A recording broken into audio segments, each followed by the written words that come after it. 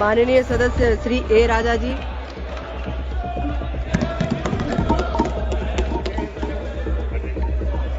Madam Chairperson, thank you for the opportunity given to me to express my views on behalf of the DMK party.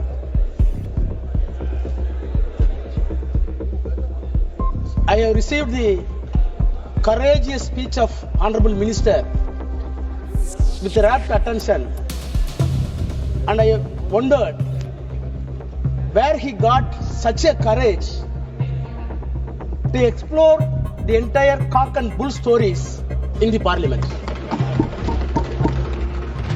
Sir, Madam, I dare to say the Honorable Minister, please go through your speeches tomorrow by text.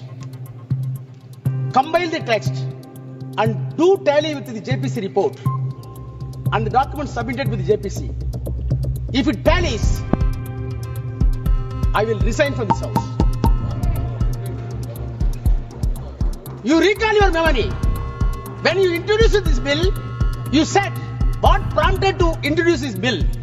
One of the classical examples that has been given by you, the reason for this bill to be violated when you introduced in Tamil Nadu, in Tiruchirappalli district, entire village running thousands of acres were described as Waqf property. JPC came into Tamil Nadu. The district collector came to depose evidence, and the secretary of the revenue department came to the evidence. CEO of the Waqf came to evidence. All three officers came to JPC. The chairman is sitting here. Deposed the evidence. The cock and bull story that has been built by you and expressed by you has been demolished. In spite of the cock and bull story, no interference. No interference. Having said the cock and bull story, now we are coming a new cock and bull stories to say the parliament was given to Waqf board. Sir, madam, the irony is that the minorities' rights are going to be protected by way of this bill, where the party is having no members of parliament Muslim community. There is no Muslim MP to introduce and pilot the bill and support the cause of the bill. They are not able to produce a single member of parliament, and they are giving moral advice to us how the secularism can be protected. Madam Chairperson,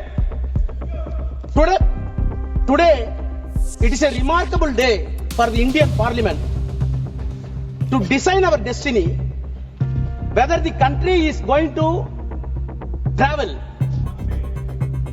whether this secular country is going to travel in the path which was well beaten by the forefathers of the freedom fighters on the constitution, or a negative path as decided by the communal forces in the country. Sir, I want to start my speech by quoting the Tamil Nadu Assembly passed a resolution. The resolution was moved none other than the Chief Minister of Tamil Nadu, Mr. M.K. Stalin. The resolution unanimously passed. The stand that I quote, our stand, the Waqf bill introduced by the Parliament against minority rights, against religious freedom, unconstitutional, contrary to the purpose of Waqf, inconsistent with judicial findings, unnecessary and confusing. If passed, it will cripple the Waqf institutions and harm the Muslim community. Therefore, the Assembly urges Union government to completely withdraw the Waqf amendment bill. Unquote.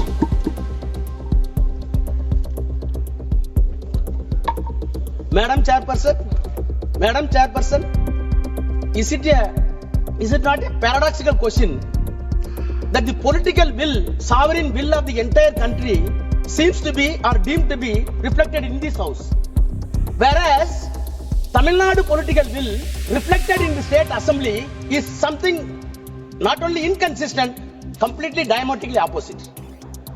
This difference and diametrically opposite component is not going to be accepted by you, then there will be a question for integrity of this country. Please note it.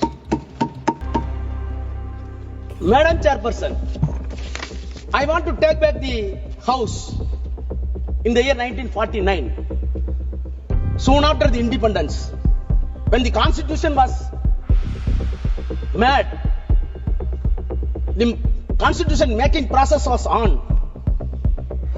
Of course, you will be happy that you wrote your own favorite leader, the Iron Man of this country, Sardar Vallabhbhai Patel, favorite leader of the government. They are celebrating with false claims. However, I want to put forth my views from the mouth of Sardar Vallabhbhai Patel, who was the chairman of the advisory committees for minorities in the Constitutional Assembly. He was the chairman. Who are all the members? President of India and President of the Assembly, Rajendra Prasad, Pandit Jawaharlal Nehru, later Prime Minister, Dr. Ambedkar, and Dr. Munshi. Headed by Sardar Vallabhbhai Patel, the committee took a decision and a report was placed before the Constitutional Assembly. The Constitutional Assembly report was placed on 25th May 1949. He himself says, I quote, a committee of 5 persons was appointed by the advisory committee in which our revered president was also one of the members. Pandit Jawaharlal Nehru, myself, Mr. Munshi and Dr. Ambedkar were the members of the committee. The committee met and made its report in February.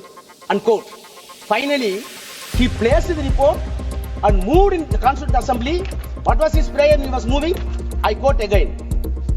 If they, that is Muslims, I quote, if they really have come honestly to the conclusion that in the changed conditions of this country, it is in the interest of the all to lay down real and genuine foundation of a secular state, then nothing is better for minorities than to trust the good sense and sense of the fairness of the majority and to place confidence in them.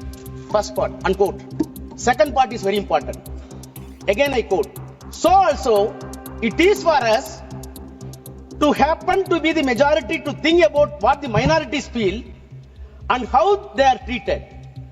But in the long run, it would be in the interest of the all forget that there is anything like majority and minority, this country and that India, there is only one community. With these considerations, sir, I beg to move that report may be adopted, unquote. This is the voice of Sardar Vallabhbhai Patel in the Constitutional Assembly. You are celebrating See, now the problem is we want to harvest the legacy of the Sardar Patel. Those who wanted the legacy of the Sardar Patel in the constitutional terms are opposing the bill. Those who wanted to erect the statue of Vallabhbhai Patel and erase the concept of Vallabhbhai Patel wanted to support this bill. That is the problem. Sir, if I am permitted to go to the genesis of the Waqf, which was originally enacted in the year 1954.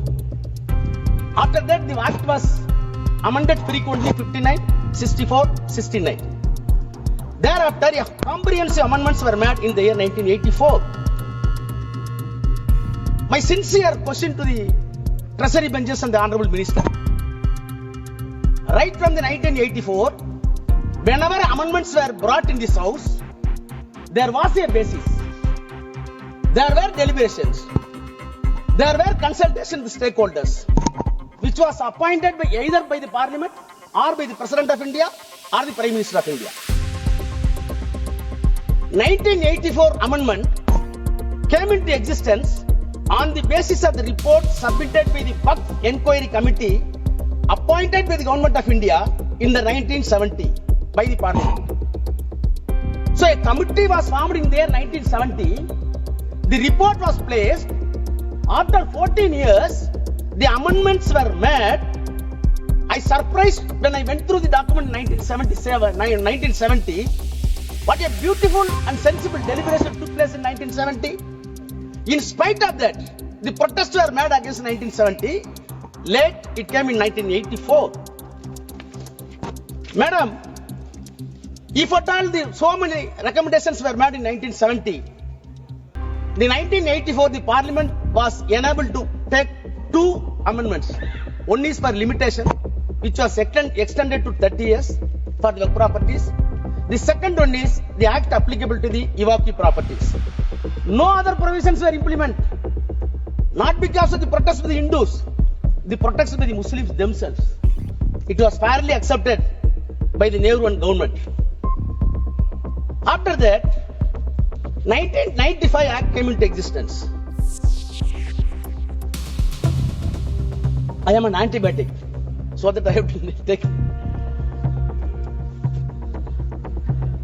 See, what I wanted to impress upon the minister and the house, whenever the amendment came into existence, on the reasonable basis, on the institutional outcome, the amendments were done. Take 1995. 1995, how the act came into existence? Sorry.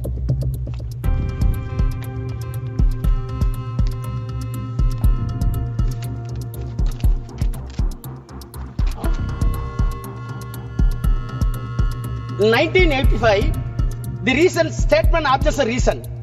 Para 2, I quote, comprehensive amendments of the Waqf Act were made in the year 1984, which were based largely on the recommendation of the Waqf Inquiry Committee set up in December 70 to inquire the administration of Waqf all levels and response to a demand made by the Parliament members during the discussion of Waqf bill. Only two amendments. Thereafter, the demand was made by the Muslim community to have a relook, and accordingly, it was placed in the Parliament and 1995 Act came into existence. Now again I come to 2013. 2013, on what basis? Para 2 of the reasons and objectives. The Prime Minister's High-Level Committee for Preparation of Report on Social, Economic and Educational Status of Muslim Community, in its report submitted to the Prime Minister on 17 November 2006, which is known as Sachar Committee report. So what I wanted to say, whether it is 84, whether it is 95, whether it is 2013, there were bases, there were consultations, there were consensus arrived. Then the white paper was filed to the Parliament. Then they brought the amendments. Now tell me, please tell me, on what basis this bill is being brought in house? On what basis? You can say so many stakeholders. How many stakeholders came to the JPC and substantiated our claim? Nothing. Sir, madam, all right. The way in which the bill is brought and piloted is still itself is something surreptitious measure. Surreptitious. Now, I am coming to the objects and reasons of the present bill. The present bill says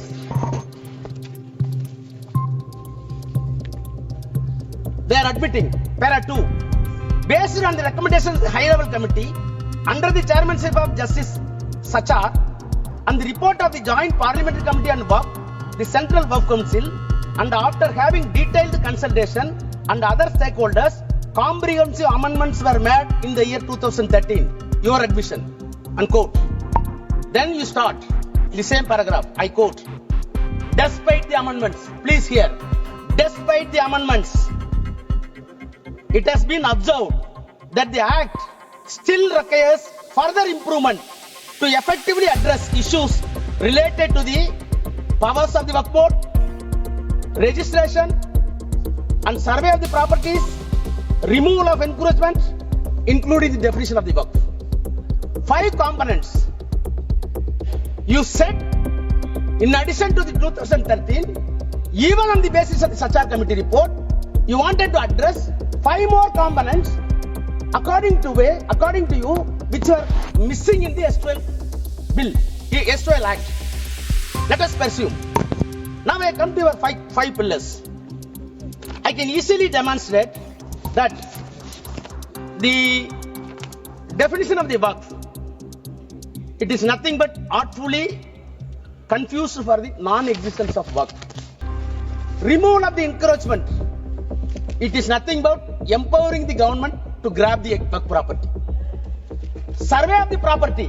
It is nothing but a mockery because Government of India already filed an application, filed an affidavit before Supreme Court. More than 90% survey is already over. Now you are coming for survey.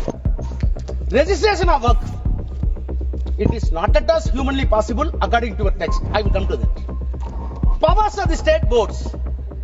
It becomes recreation club. I will demonstrate. Sir, as a student of law, I got anguish when see the amendments. And I challenge the minister with the due humility. Please show one improvement on these 5 heads beyond the 2013 Act. Then I will ready to salute you. You can't. On the contrary, Madam Chairperson, I have been in the parliament more than 22 years. I know the legislative business. Being a lawyer, I am well versed. But have you come across a bill is being brought to the parliament cunningly and cleverly to remove the amendments which were brought in the 1995 and 2013 after due deliberation and approved by the same parliament. If you really honest, you must repeal the 2013. You must repeal the 1995 because most of the amendments brought in 1995 in 2013 were completely removed by way of this amendment. What does it mean? What does it mean? I want to quote the quote of V.R. Krishna, a known jurist. I quote, Parliament is a great inquest of the nation, the great auditor and ombudsman of the executive, the final arbiter, policy monitor, and destiny discerner of the people, unquote. I dare to charge the government that this parliament is being used as a mere ventilating chamber and it has been undermined. It is nothing but an unpardonable onslaught on the constitution religion. One day you will be repent. Now, I will turn to the provisions of the bill. 5 components, definition of the Waqf. My learned friend, including Kalyan Banerjee, everybody, even Akhilesh, my brother Akhilesh, said about the practicing Islam. Then nobody should be indulged in contrivance. Where you got all this language? I am a Hindu. I may be a believer. I may not be a believer. But when you are entrusting a property, you must measure my honesty. Whether I am honest or not. If I am a fraud, following the Hinduism is useless and nonsense. You never bother about the honesty and transparency. You are always concerned about only religion. That is the problem. Sir, I have not come across such a provision in any other law in any other country. So what has been the contrivance? How can you measure the contrivance? So, Islamic practice and I am having... Please, madam, I can get the time from Congress also. They accepted it. I am coming only definition. Then, see, the definition of the Waqf itself, the attempt that has been made by the government, according to you are saying that not intended in contrivance, your entire attempt, I want to say it is nothing but a diabolical contrivance. Diabolical contrivance. Then you add new sentences. What are the sentences? Section 3, 3A. What is happening in this country? Have you come across the Transfer of Property Act? Section 3A says only the real and original owner can donate the property to the Waqf. What is this? Only owner can transfer. If a non-owner transferring property is not alienated, it is invalid. It is invalid. I can spend my own money. If I am taking money from my brother, it is a stealthy. Why you are breaking such act? I am not able to understand. Then 3B.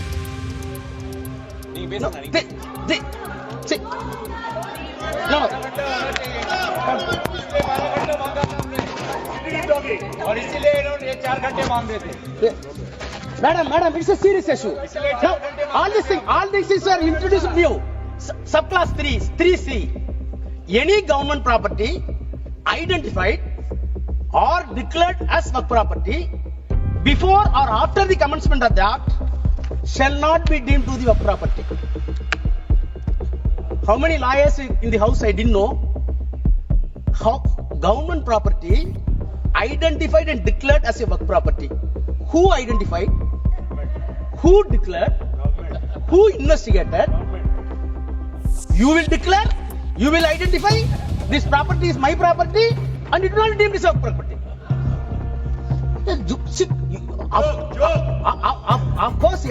Of course, all constitutional bodies having discretion. Justice Patanjali in 1960 said, yes, they are having judicial discretion, but judicial discretion should not be a caveman discretion. Your discretion here is caveman discretion. So, in the name of the improvement, the government attempts to defeat the concept of work and you want to snatching the entire work property in the name of the act to the government. Coming to the second, survey of the work properties and removal of the encroachment. That itself is contradictory. Survey of the property is affirmative. Encroachment of the work property is negative. You wanted to club it more in one. Section 4, Madam Chairperson, survey of the property for the Waqf. In the S2L Act, in the present Act, a survey commissioner has been designated, appointed by the government, independent to the government. He is not an independent government officer. So when dispute comes to the government and the Waqf board, the independent officer must follow the civil procedure code to investigate the title and come to a conclusion. It's a civil court. Now, survey commissioner has been replaced with the district collector. My honest question is, any dispute between the Waqf board and the government, how a collector can be a judge? You know the principle of natural justice. No one can be a judge for his own cause. Same collector is sitting and he is deciding who is the owner of the property. Unknown to the law, unknown to the criminal jurisprudence, unknown to the entire legal fraternity. How collector can investigate? Then this bill want to revisit the encroachment. Survey is over, now encroachment. Please hear me. You said you wanted to revisit the enforcement according to recent object. Section 54 deals with encroachment. Please see your bill. Any small attempt, did you change a full stop and comma? Did you change a single letter in 54? You did not change anything. But you are claiming in the recent object that we wanted to revisit in the bill. On the contrary, what you did it, as my friend put it, 52A, you wanted to make very stringent laws to protect the minorities of the country. The S2L Act says, the present Act says, rigorous imprisonment and penalty. You are saying that it is simple regressment. Simple imprisonment. And the offence committed in the Waqf Court presently is cognizable and non-bailable. You are making it bailable. I want to recall the Bilkis Banu. The same thing is happened here also. The next, sir, then tribunals. In 1995 and 2013, Madam Chairperson, as a student of law again saying, the creation of tribunal itself, we want to segregate the lengthy process of the judicial process in the civil court and high court and supreme court. That is why we are having so many tribunals. Telecom tribunal is there, income tax tribunal is there. Why? There were a lot of cases in the civil court, district municipal court, subordinate court, then district court, then high court. So such as simple and peculiar matters should be referred to the specific court for which the constitution permits you constitute a tribunal. You constitute a tribunal and very clearly said tribunal decision is final. Why it is final? Already survey commissioner has been conferred with the civil court. He is not an individual man. He is an institution under law. He is following CPC. When he is following Civil Procedure Code and Indian Evidence Act, the SWL Act, he himself is court, first court. The second court is tribunal. Third court, it is permitted in the law, on suo motu or on application, it can go to High Court. Where is your problem? Where is your problem? But you wanted to say, tribunal is not final, we will decide. What type of jurisprudence we are having? Then come to the registration. Madam, registration. 36-1. Earlier, 5 minutes. Please, 5 minutes. I will take my car. No. Yes, minister is having questions. Time बढ़ाइए आप Registration. आपको इसमें भी जल्दबाजी करना है Okay, tell. Registration. Come to the registration. Come to the registration. Earlier, the Waqf property can be declared by virtue of section 36(1) as Waqf property after the due process. What are the process? In the act itself says. Now, you want to bring 7A. What 7A says? 7A is a peculiar provision which will defeat the entire Waqf properties. I will read, please permit me to read section 7. No, section 7. 7 here. Section 7. No. What is removed? 7A. Sorry, Chairperson.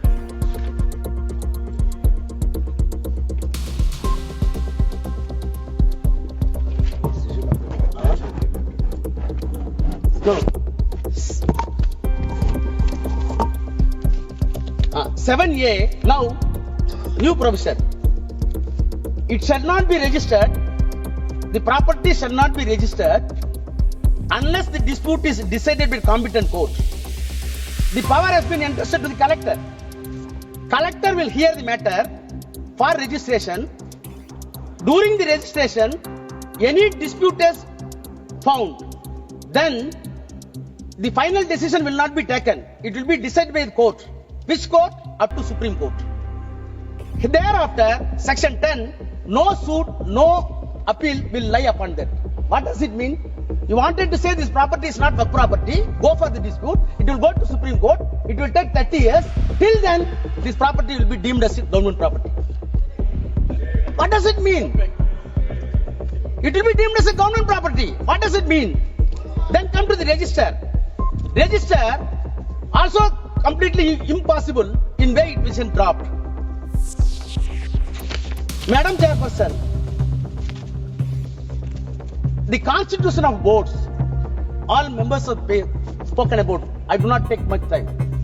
Why you are injecting non-Muslims?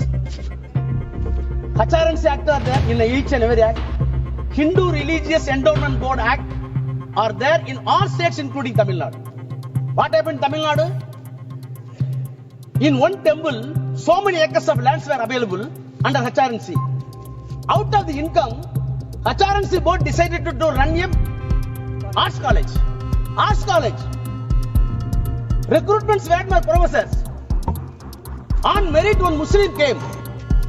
Immediately, RSS and Hindu Munnani gave a categorical statement. It is our property. Why you are accommodating a Muslim professor?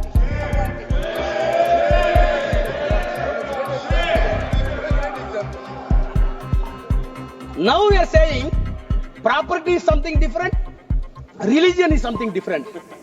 Baba, don't teach lessons. My prayer is, our prayer is, religion is something different, politics is something different. Don't mix it. That is our prayer. If you want to save this country with integration under this secular fabric, please segregate the politics and the religion. Now I come to. No, I am concluding. Section 40. Section 40 very important. Section 40, madam.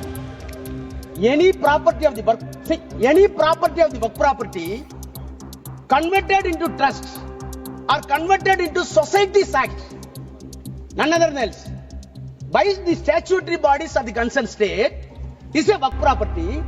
If it is found by the board, then the board can initiate inquiry according to this act by way of survey and by way of the deciding title, and ultimately it comes to a conclusion it is Waqf property. If it is not there, you leave it. Why you are removing this provision? What is the reason given to this? It was not at all deliberated in the JPC. Madam Chairperson, Madam, I am closing. Madam, 2 minutes, I am closing. Madam Chairperson, lastly, 108A, overriding power, that is the safeguard. Whatever be the special act, take it PCR Act, Prevention of Corruption, Civil Rights, take it SC/ST, take it dowry prohibition. Whatever be the special legislation meant, either by the Assembly or by the Parliament, such a overriding power must be there to protect the interests of the particular community. Yes. You are removing that. At last, soon after the independence, 1 minute, I am closing it. Soon after the independence, the Prime Minister of India, soon after the independence, please, Mani sir. One sentence I read the close. Soon after the independence, Prime Minister of India used to write all the Chief Ministers of India, all the states. I am quoting the official record. Letter to the Chief Ministers to the Prime Minister. I quote, I have a great deal of evidence to show an organization which is in the nature of a private army and which is definitely proceeding the strictest Nazi lines, even following the technique of organization. The Nazi party brought Germany to ruin, and I have little doubt if these tendencies are allowed to spread and increase in India, they would do enormous injuries to India. No doubt, India would survive, but she would be grievously wounded and would take long time to recover. Unquote. Who said it? Pandit Jawaharlal Nehru. What is the organization? RSS. I want this government. Don't go along with RSS. Come to conclude.